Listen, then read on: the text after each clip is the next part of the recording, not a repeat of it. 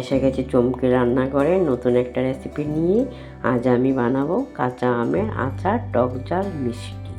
কীভাবে বানাবো সেটাই তোমাদের সাথে শেয়ার করব। এখানে নিয়েছি 500 গুড়, 1 কিলো আমটাকে আমি আগে ধুয়ে নুন হলুদ মেখে 4-5 ঘন্টার জন্য রেখে দিয়েছিলাম। এখানে নিয়েছি 5 ফোড়ন, নিয়েছি 1 চামচ ধনে, রাঁধুনি, মৌরি, সব উপকরণগুলোই আমি 1 চামচ করে নিয়েছি। 4টে শুকনো লঙ্কা আর 2টো তেজপাতা নিয়েছি। তাহলে চলো দেখে নেওয়া যাক কীভাবে আচারটা আমি তৈরি করি। মশলাগুলোকে আমি আগে ভেজে নেব।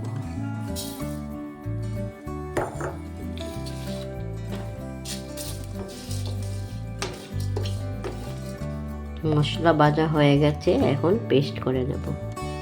এখন গুড়টাকে আগে কষিয়ে নেব।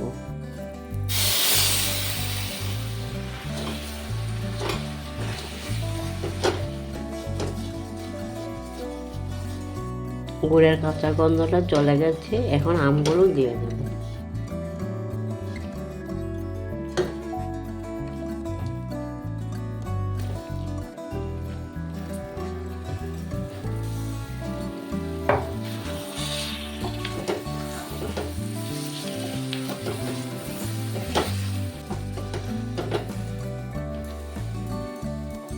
পনেরো 20 মিনিট এইভাবেই রেখে দেব, আমগুলো যাতে সিদ্ধ হয়ে যায়।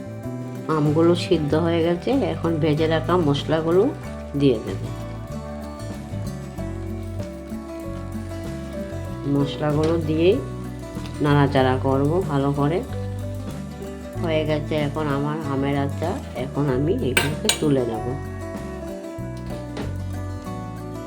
কেমন হলো আমার আমের আচার? ভালো লেগে থাকলে একটা লাইক করে দিও আর আমার চ্যানেলটাকে সাবস্ক্রাইব করতে ভুলো না।